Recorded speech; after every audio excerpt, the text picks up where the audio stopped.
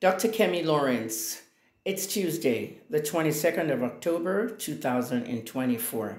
Let's talk about Segun Agbaje, the CEO of Guaranty Trust Bank.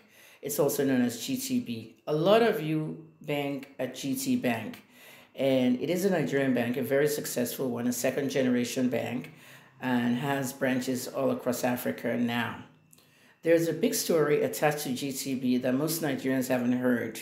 And this story actually happened last week, about 2 weeks ago, 10 days to 2 weeks ago.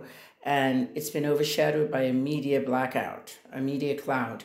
In media, that's when a story is so big, it actually covers all the other stories and nobody has time to report the others. Now, you guys saw what happened when Bobrisky's case first broke and VDM had to go to the National Assembly. That was on the same week that the inquest for Mohbad, happened, and that all clashed, and the media didn't even look at Mohbad anymore. That's pretty much what a media cloud or media blackout is. Now, let me explain this story to you because it's one story that I'm not going to entertain, nonsense. I've always said that I don't like journalists and activists being silenced, and this is one very big story because the story can be bigger than GTB. Okay, Segun, social media is bigger than GTB. I'm just letting you guys know. When we got on social media, no banks were on social media.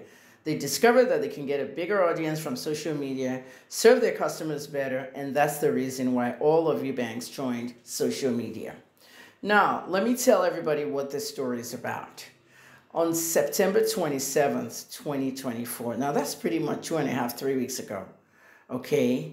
4 journalists were arrested by Segun Agbaje under that criminal law, that cyber criminal law that we want gone.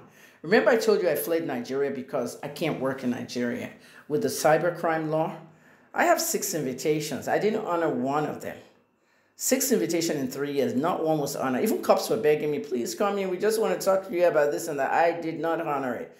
You have no right to call a journalist to help you with any freaking investigation from any high-profile Nigeria who has paid you billions.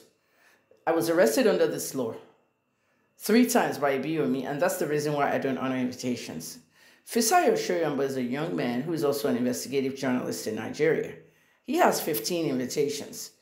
The last one he went to was a court case, and the defendant, which he was, showed up, and the plaintiff didn't show up.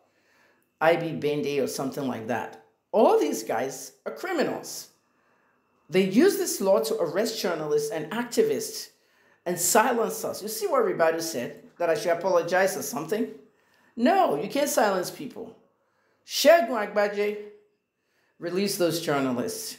Because if I have to dig into that story that they were doing, it will not be pretty. Nobody's trying to extort you. Let me tell you guys what happened. On the 27th of September 2024, Roland Olonishua, okay, he's at the Herald newspaper in Kwara State.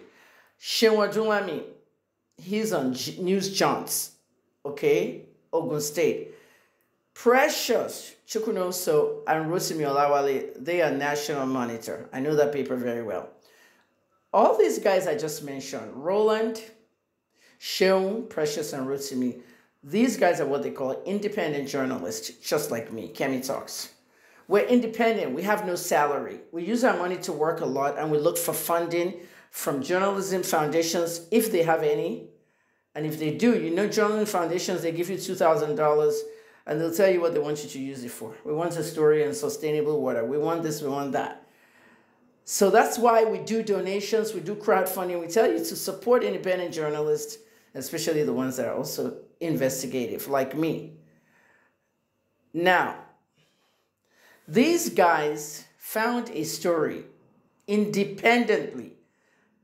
All 4 journalists in 3 different media houses dug into a story of fraud at GTB.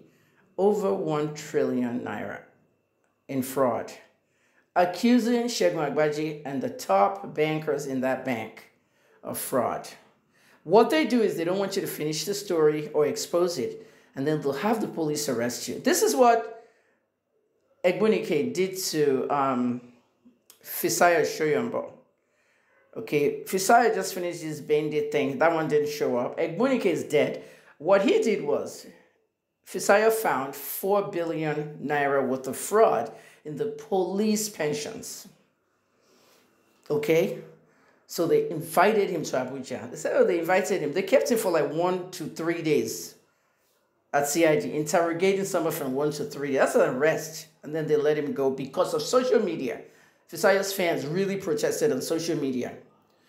This one can be very dirty because it's involving a big bank and it's involving New York. New York CPJ. CPJ has entered this case and they're tweeting on their handle and it's not funny. Angela Quintal, she's in charge of CPJ Africa and she's in South Africa and they're tweeting vigorously. It's gone global. But Bobrisky is shutting everybody down right now. Okay? GTB is accusing them of falsely misleading allegations using social media. Where are we supposed to work? Do we have a building where we work? The Scamming Talks has an headquarters or a building. We want you to donate. We want people to help us so that we can build our own media house. Nobody donates. Everybody has a platform and they're running good news organizations. Where's the headquarters of Sahara Reporters? How many years did it take to build in New York?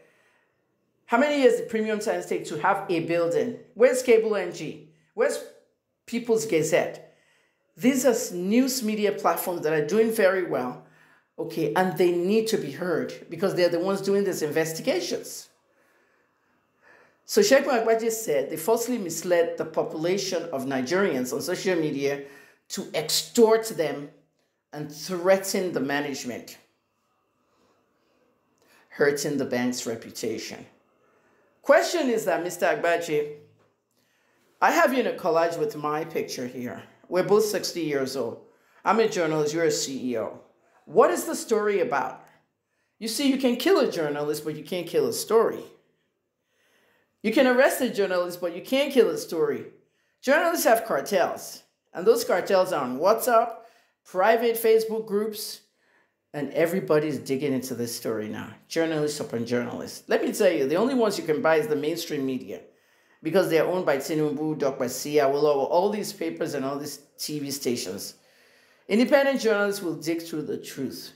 If, in fact, GTB is involved in 1 trillion naira, we've seen banks involved in fraud and bank bosses. Look at Tunde Ayeni at Skybank. Look at what Tunde Ayeni did with Skybank. Spent all the money on a girl, an Igbo girl, who has been trying to sue him for child support and everything. He bought a house for her, car for her, and her mom and all. Now everything's turned upside down when the relationship ended. Now Ayeni said he doesn't own the child. He even went to the royal family. The whole thing's a mess. But leave that personal one. The Ayeni story at Skybank before that bank went down. And many others. Cecilia Ibru, Oceanic Bank, before that went down and EcoBank had to take over. Let these journalists investigate if they've seen fraud. They're not trying to extort you. Why would they go after a bank as if they're trying to extort or trying to blackmail us? And not everything is blackmail. But this law that you're using to arrest people, it needs to stop. Okay? The National Assembly has to eradicate that law. This law was put together in 2015, and it works for some people. When you want to arrest people defaming you on petty social media or somebody said this or somebody said that. If I want to arrest Davido for calling me a drug addict and a mad woman, okay, it will be lengthy. But in America, it will be easier for me to sue him in American soil than Nigerian soil because everything is defamation. And everything I've reported about Davido has nothing to do with defamation. This is a real life story. People have your secrets there.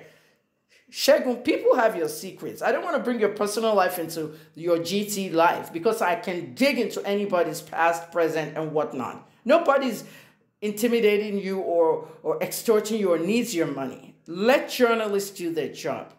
Thank you for listening, Nigerians.